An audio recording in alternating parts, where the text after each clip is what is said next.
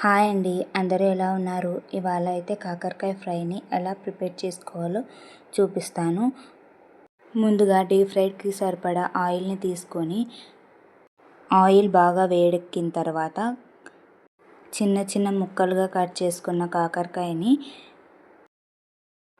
Oil వేడెక్కిన తర్వాత కాకరకాయలు వేయాలి. ఈ కాకరకాయలు ఫ్రై అయ్యేలోపు మనము 8 ఎల్లిపాయలను తీసుకోవాలి. తరువాత ఒక 1.5 స్పూన్ వరకు కారం తీసుకోవాలి. తర్వాత తగినంత ఉప్పు తీసుకోవాలి. ఒక 2 స్పూన్స్ వరకు కొబ్బరి పొడిని తీసుకోవాలి. ఇలా ఈ మొత్తాన్ని మిక్సీ పట్టుకొని పక్కన పెట్టుకోవాలి. తర్వాత మనము మధ్య మధ్యలో కలుపుకుంటూ ఇలా కాకరకాయలని ఫ్రై అయ్యేంత వరకు ఉంచుకోవాలి. మీడియం ఫ్లేమ్లో పెట్టుకొని కాకరకాయలని ఫ్రై చేసుకుంటూ ఉండాలి.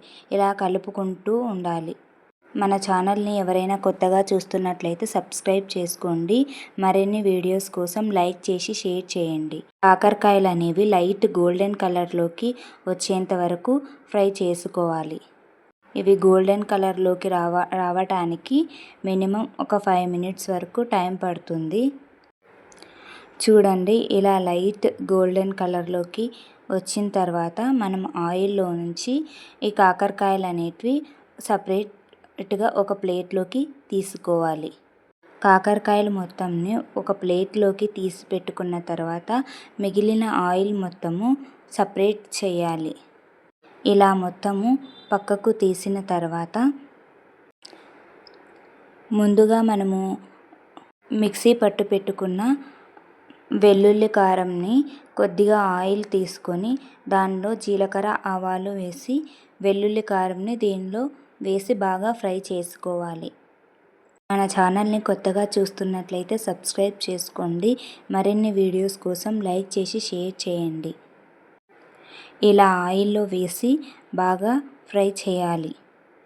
మీడియం టు లో ఫ్లేమ్లో పెట్టుకొని ఈ వెల్లుల్లి కారంని ఆయిల్లో ఇలా బాగా కలుపుకుంటూ ఉండాలి. తర్వాత దీనిలో చిటికెడు పసుపు వేసి బాగా కలపాలి. ఇలా మొత్తం అంతా బాగా కలిపిన తర్వాత మనం ముందుగా ఫ్రై చేసి పెట్టుకున్న కాకరకాయలని ఈ వెల్లుల్లి కారంలో వేసి బాగా కలుపుకోవాలి. ఇలా ఒక 2 మినిట్స్ వరకు బాగా కలుపుకోవాలి. ఈ కాకరకాయ ఫ్రై అనేది అన్నంలోకి అయినా కానీ, జొన్న రొట్టె లేకపోతే చపాతీలోకి చాలా బాగుంటుంది. పప్పు, కాకరకాయ ఫ్రై కలుపుకొని తింటే చాలా టేస్టీగా ఉంటుంది. అందరూ తప్పకుండా ట్రై చేయండి. ట్రై చేసి ఎలా ఉందో కామెంట్ రూపంలో తెలియజేయండి. నా ఛానల్ని సబ్స్క్రైబ్ చేసుకోండి. లైక్ చేయండి, షేర్ చేయండి.